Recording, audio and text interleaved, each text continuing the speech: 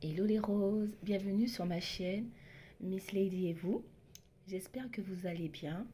Sur cette chaîne, nous parlerons de féminité, de motivation, succès, mindset et de lifestyle. Installez-vous confortablement et profitez de ce moment pour entrer dans votre féminité sacrée.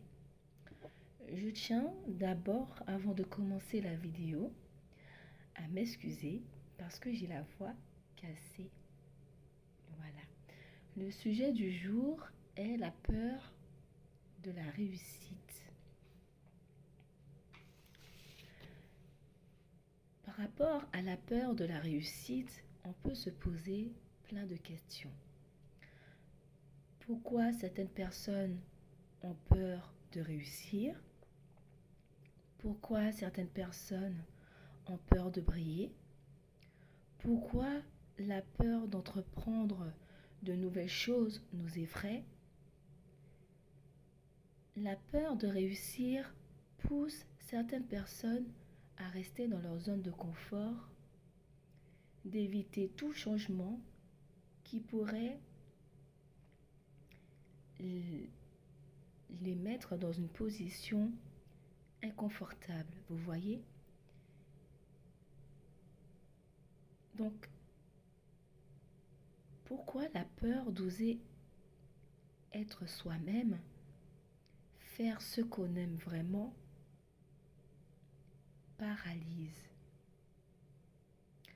J'ai lu un article qui disait que le syndrome de la peur se traduit par une grande peur et une forte angoisse caractérisée par des peurs intérieures. Ces démons intérieurs empêchent tout succès, toute réussite. Donc c'est quoi la peur de réussir? C'est de vouloir réussir quelque chose à tout prix, tout en ayant très peur que ça arrive.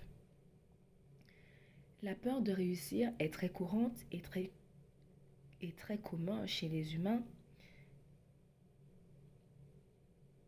Et la peur du changement, de voir son petit confort bouleversé et surtout avoir ce sentiment d'insécurité, ce sentiment qu'on ne peut pas contrôler. Vous êtes confus, en même temps vous voulez atteindre vos objectifs, mais vous vous mettez un frein mental et de manière inconsciente la plupart du temps. Vous voulez faire une chose et en même temps, vous faites en sorte que cette chose ne se réalise pas à cause de vos peurs intérieures et vos croyances erronées. Et cela est dû par plein de choses. Il y a plein de causes par rapport à ça. Vous avez un manque de confiance en vous. Vous avez peur du jugement des autres, des regards des autres. Et aussi, on se dit qu'on n'est pas légitime. On n'a pas les capacités pour. Et cela est dû par un manque d'information, par un manque de connaissances en la matière, sur ce qui vous fait réellement peur, et aussi par un manque de motivation et de volonté. Concernant la confiance en soi, j'ai déjà fait une vidéo. N'hésitez pas à aller écouter. Il y a aussi le fait que on n'a pas envie de se remettre en question. On sait très bien que ça va bouleverser tout un quotidien. Et non, on n'a pas envie. On n'a pas du tout envie. On est dans la procrastination. On n'a pas du tout envie de faire les actions qui nous permettent d'atteindre nos objectifs. Parce qu'on a peur. J'ai lu, j'ai lu un livre de Mark Mills et c'était les 7 lois de la peur. Et il nous expliquait, il nous donnait des méthodes sur comment utiliser la peur à notre avantage, comment l'utiliser comme un outil pour atteindre nos objectifs. Et il dit que la crainte du succès est que si la tâche est accomplie, les gens n'auront plus la même affection envers elle que celle qu'ils avaient avant qu'elle ne réussisse. Il dit, le succès ne devrait pas dépendre de la façon dont les autres ont choisi de vous traiter. La peur du succès se manifeste aussi parce que certaines personnes craignent que le succès ne s'accompagne de changements et qu'elles ne sont pas prêtes à cela. En conséquence, ils s'auto-sabotent afin de ne jamais atteindre pleinement leur potentiel, créant ainsi un cercle vicieux dans lequel ils ne trouveront jamais le succès qu'ils méritent. Reconnaître ce type de peur, c'est affirmer, dans un premier temps, que vous voulez réussir, mais que vous avez peur de la façon dont le monde autour de vous peut changer à la suite de votre succès. Les gens peuvent réagir différemment. Il y en a certains, ils peuvent réagir de façon positive à votre succès et d'autres de façon négative. Quel que soit le type de peur à laquelle vous êtes affronté, mes roses, il est important, il est crucial de savoir en premier lieu que vous n'êtes pas seul. Deuxièmement, et c'est la chose la plus, c'est vraiment important, il y a des moyens de surmonter la peur afin d'être la personne que vous avez toujours désiré être. C'est pour cela qu'il faut sortir de sa zone de confort. Et pour ça, choisissez l'action. Choisissez d'agir. Il dit qu'il faut trouver ce qui vous rend anxieux et trouver les moyens pour réduire cette angoisse. Pour ma part, c'est normal qu'on ait peur à un moment de notre vie. C'est un sentiment primitif, c'est normal. Mais si vous avez peur, mais que vous ne faites rien du tout, ça ne va pas s'arranger, mes roses. Donc, ce que je vous conseillerais, c'est de commencer petit à petit, comme j'aime dire, step by step. Par exemple, vous voulez investir dans l'immobilier. Commencez par faire, comme j'ai dit, la plupart du temps, c'est un manque de connaissances, d'informations sur le sujet qui vous fait réellement peur.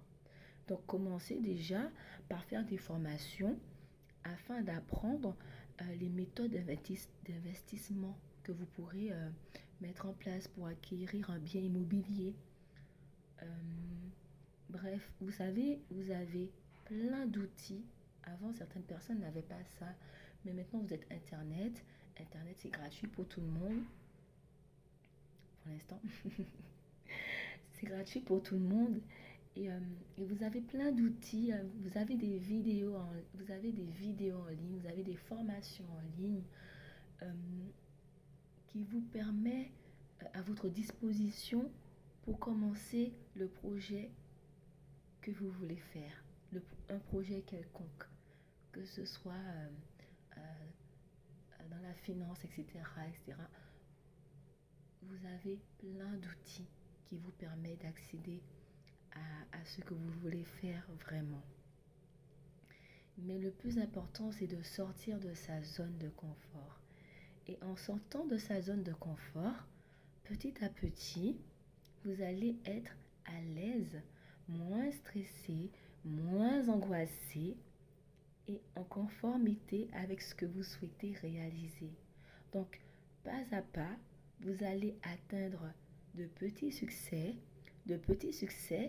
qui deviendront de grands succès et ainsi de suite.